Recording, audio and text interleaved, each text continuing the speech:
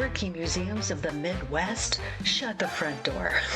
Hey there, fellow adventurers, and welcome back to the Traveling Cheesehead Podcast, where the quirky, the curious, and the downright unexpected all come together in the heart of the Midwest. Now, most people think of museums as quiet halls filled with serious art or history, but here in the Midwest, we like to do things a little differently. From mustard to Spam, from space memorabilia to talking dummies, our museums aren't just about artifacts. They're about stories, humor, and a whole lot of small-town pride. So today we're hitting the road to explore some of the Midwest's quirkiest museums. Trust me, you'll never look at a hot dog, can of Spam, or a ventriloquist dummy the same way again. First up, the National Mustard Museum in Middleton, Wisconsin. Let's kick things off with a condiment that doesn't usually get its own spotlight. Mustard. The National Mustard Museum was founded by Barry Levinson, a former Wisconsin Assistant Attorney General, who walked away from the courtroom and into the grocery store aisles, where he decided his destiny wasn't law, but mustard. His obsession grew into a collection that now houses over 6,000 varieties from around the world. Walking in feels like stepping into a carnival of condiments. Downstairs, you'll find mustard memorabilia, vintage tins, and even mustard-themed art. Upstairs, that's where the fun happens, the tasting bar. You'll sample dozens of mustards, cranberry, blueberry, jalapeno, even chocolate mustard. Yes, chocolate. And it's not just quirky for quirky's sake. This museum celebrates mustard's deep history from ancient Rome to the modern baseball stadiums. It's a reminder that even small things, like what you smear on your brat, can have a global history or story. Now, the gift shop is everything from mustard-themed underwear to cookbooks dedicated entirely to the condiment. And here's a little quick travel tip. Visit in August for Mustard Day Festival. There's music, games like mustard ring toss, and enough sampling stations to keep your taste buds tingling for hours. Now we're going to head to Austin, Minnesota for the Spam Museum. From mustard to meat in a can, welcome to the Spam Museum. Located in Austin, Minnesota, the home of Hormel Foods, this museum pays homage to the product that fed soldiers during World War II, became a beloved staple in Hawaii, and somehow made its way into pop culture everywhere from Monty Python sketches to fine dining menus. The museum is bright, fun, and completely interactive. You can step onto a factory line and try stacking Spam cans. You can watch historical ads that range from hilarious to bizarre, and you can explore their global footprint. Did you know that it's considered a delicacy in parts of Asia? What really makes it shine, though, are the Spam-ambassadors. These cheerful guides are eager to share trivia, jokes, and, of course, samples. I've seen people walk in laughing only to leave with a shopping bag full of teriyaki Spam or maple Spam. Can we just say yum? And if you're a veteran, you let them know. They give you a can of Spam with a cute little handwritten note that says thank you for your service. I mean, can you love that more than that? Oh my gosh. Now, there's a wall dedicated entirely to Spam fan mail, from recipes to marriage proposals. And here's my travel tip. Admission is free. Pair it with a stop at the Hormel Historic Home right down the street for that 1-2 punch, quirky and classic. Okay, Sparta, Wisconsin, we're going to go to the Deke Slayton Space and Bicycle Museum. Oh, you heard me right.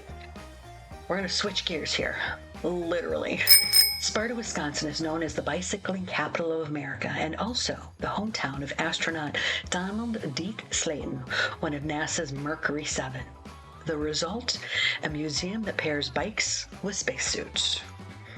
The bicycle collection takes you back through 2 centuries of cycling history, high-wheeled penny farthings, military bikes used in World War I, and quirky contraptions that make you grateful for modern gears.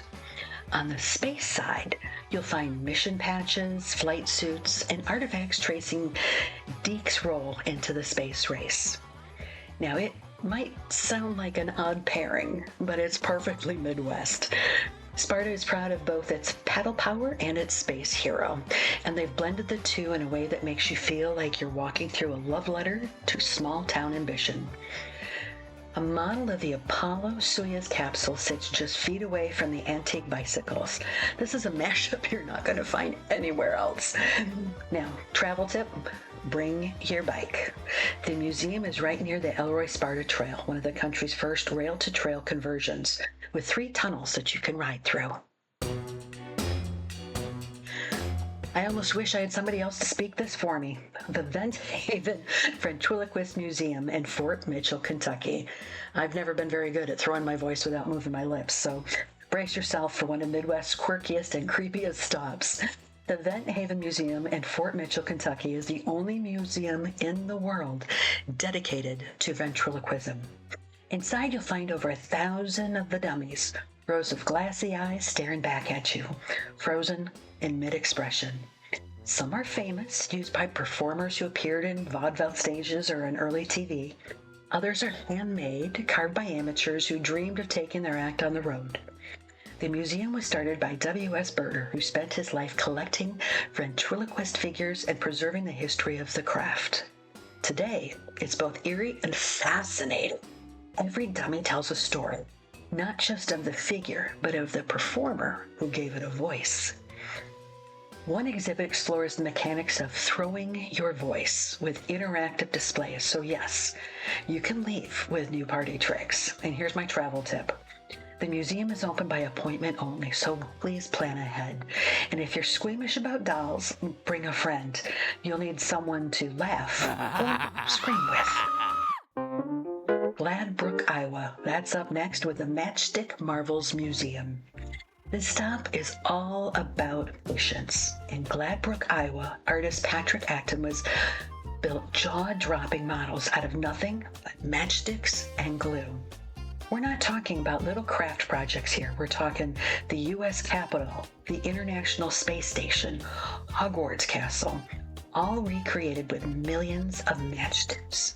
Some projects take years, and the detail is absolutely astounding. Walking through the museum is like being transported into a parallel world where everyday objects become architectural masterpieces. It's one of those places that makes you shake your head and say, "Oh, is this even possible?" Now, Acton has used more than 7 million matchsticks in his projects, earning him recognition from Ripley's Believe It or Not. Now, here's my travel tip. Don't just look, linger. The more time you spend, the more details that you spot in each model. St. Joseph, Missouri, we're coming to you next from the Glore Psychiatric Museum.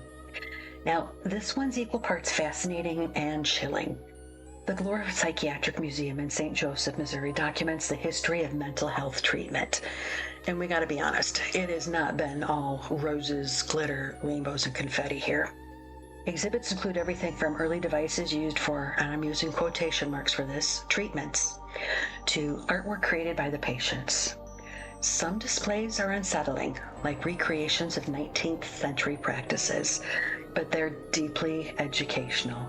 The museum doesn't sensationalize it. It contextualizes, showing how far we've come in understanding mental health. It's quirky, yes, but also sobering. And that makes it one of the most important offbeat museums in the Midwest. One exhibit features objects that patients have swallowed and had to have surgically removed. Hundreds of items displayed in a case. Now here's a travel tip on this one. This isn't a quick stop. Allow a couple of hours. And pair it with the Pony Express Museum nearby for a fascinating day of history. Make sure you start the day off happy and end with a great dinner though, so that you can balance this all out emotionally. Back to Wisconsin, we're heading off to Spring Green this time, the House on the Rock. Alex Jordan dreamed big and a little bizarre. So his creation, the House on the Rock, is part home, part museum, and maybe part fever dream. He had, according to legends, a long-running, Frank Lloyd Wright neighborhood thing going on, and who knows if that's how this all kind of spiraled into what it did. But Inside of this place, you will find the world's largest indoor carousel, a dizzying collection of over 250 animals, none of which are horses. There are rooms filled with automated musical instruments that play eerie symphonies and endless displays of collections. Think dolls, circus figures, sea creatures, you name it. Walking through is overwhelming in the best way. It's kind of like tumbling into someone else's imagination. Some call it magical, some call it creepy. Either way, it's unforgettable, and you think you've kind of fallen down the rabbit hole with Alice. So, the Infinity Room. Now, this is the glass walkway that juts out 218 feet over a valley with no visible support. Step out if you dare. Now, the travel tip here, you need to wear comfortable shoes. The tour is long, and every turn reveals another, what on earth is this moment? Okay, we're going to run right back to Minnesota. Here we go for the International Owl Center in Houston.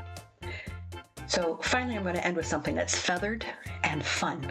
The International Owl Center in Houston, Minnesota is the only all-owl education center in the United States. Here you can meet live owls up close, great horns, screech owls, and even rare species. The museum also showcases owl-inspired art, folklore from around the world, and conservation efforts to protect these wise-looking birds. It's quirky, but also heartwarming. Seeing an owl blink at you just inches away is something that you don't forget. Now, each March, the town hosts the International Festival of Owls, complete with owl calling contests, crafts, and lectures. It's like Comic-Con, but for owl fans. Now, the big travel tip here is the center is small but mighty. Plan your visit around one of their daily programs to see the owls in action. Now, I'm going to throw a few more just Midwest oddities out at you really quick here. Now, these four might be the headliners, but the Midwest has so many more quirky museums that are totally worth a detour. So, there's the Spam Museum's cousin, the Jello Gallery. Now, it's in Leroy, New York, just outside of the Midwest, but it's worth mentioning for fellow foodies. The Jello Gallery. There's Jurassic Park in Marshfield, Wisconsin, an outdoor sculpture garden filled with whimsical creatures made of scrap metal, created by retired lawyer Clyde. It's part art humor, and entirely unforgettable. There's the National Hobo Museum in Britt, Iowa. Learn about hobo culture from the symbols used to communicate safe stops to the annual hobo convention that still takes place every August. It's quirky, folksy, and full of American counterculture stories. Let's talk about the Corn Palace, Mitchell, South Dakota. Yes, an entire palace decorated with murals made of corn, redesigned every year with new themes. It's a rotating piece of edible art and a Midwest icon. So why do all these quirky museums matter? It's easy to giggle at mustard shrines or a room full of dummies, but quirky museums are so much more than just a roadside gig. They capture local pride. They're a town saying, this is what makes us unique. They preserve stories that might otherwise be forgotten, whether it's the humble can of Spam or the life of a small town astronaut. And most importantly, they invite us to see the world with curiosity and humor. So there you have it. Some of our quirkiest museums. Mustard that puts flavor on the map, spacesuits and bicycles side by side, psychiatric history that teaches and humbles, and owls that hoot their way into your heart. And of course, as I said, this is just the tip of the iceberg. You never know what you'll find just down the road. Thanks for joining me today, and until next time, keep traveling, keep laughing, and keep exploring the small town surprises that make the Midwest unforgettable. If you found this episode entertaining, go ahead, share it with your friends, and make sure you subscribe.